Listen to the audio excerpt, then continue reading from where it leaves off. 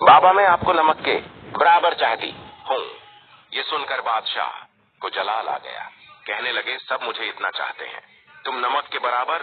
वो बहुत नाराज हुए और छोटी बेटी को महल से निकाल दिया और कहा अब कभी यहाँ कदम न रखना। वो जंगल की तरफ चली गई और पतों और लकड़ियों को मिलाकर एक झोंपड़ी बनाकर वहाँ रहने लगी। भूख लगती तो फल खा लेती, सूखे पतों का बस्तर बनाकर सो जाती। एक दिन जब वो सोकर उठी तो देखा कि रंग बरंगी चिड़ियों के पर हर तरफ बिखरे पड़े हैं। उसने उन परों को जमा क्या और एक छोटी सी पंखिया बना ली। छोटा पंखा जो हाथ से झल सकते हैं और गर्मी में उसी पंखिया से हुआ कर लेती थी। फिर दूसरे दिन उसको और पर मिल गए। उसने बहुत सारे पर रखा कि और कई पंखिया बिना ले और जंगल के किनारी सड़क के पास जाकर बैठ गई। अपना चेहरा चादर से ढांप लिया। लोग आते गए और पंखियां खरीदते गए। इतनी खूबसूरत पंखियां उन्होंने कभी नहीं देखा था। अब तो भीड़ सी लगी रहती।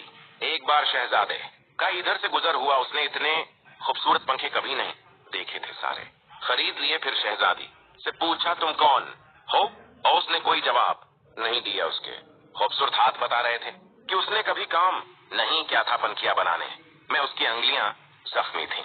शहजादा इसके पीछे जंगल आ गया और जब उसको पता चला कि वो शहजादी है और सजा काट रही है तो बहुत गमजदा हुआ। वो अपनी सल्तनत पर वापस गया और वद्दीन से सारा माजरा कह सनाया।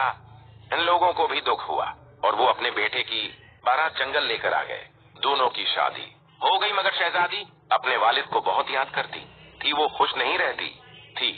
एक दिन उसने शहजादे से कहा कि वो अपने वद्दीन की दावत करना चाहती है और उनसे मिलना चाहती है।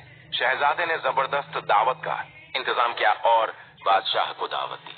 शहजादी ने कहा सारा इंतजाम आप देखिए, मगर अपने वद्दीन और बहनों के लिए खाना मैं खुद तैयार करूंगी। सारे मेहमान आ गए। कई दस्तरख्वान एक साथ लगे और बादशाह और शहजादियों के लिए अंदर इंतजाम किया गया। वो जब खाना खाने बैठे तो उनकी बेटी सामने आकर बैठ गई। उसने नकाब पहन रखा था। जब बादशाह ने पहला नवाला लिया तो खाने में नमक नहीं था। दूसरी डिश निकाली, वो भी बगैर नमक के थी। तब उनको बहुत गुस्सा आया कि मुझे बुलाकर यो बगैर नमक का खाना खिलाया गया। तब छोटी शहजादी ने अपनी नकाब हटाई और कहा बाबा मैं आपको नमक के बराबर चाहती हूँ।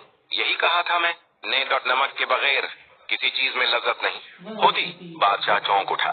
फिर उसने आगे बढ़कर बेटी को गले लगा लिया और उसकी आंखें भर आए। बेटी से माफी मांगी तो शहजादी ने कहा कोई बात नहीं बाबा, अल्लाह तो सबका है, आप परेशान ना हो, मैं अब बहुत खुश रहती हूँ।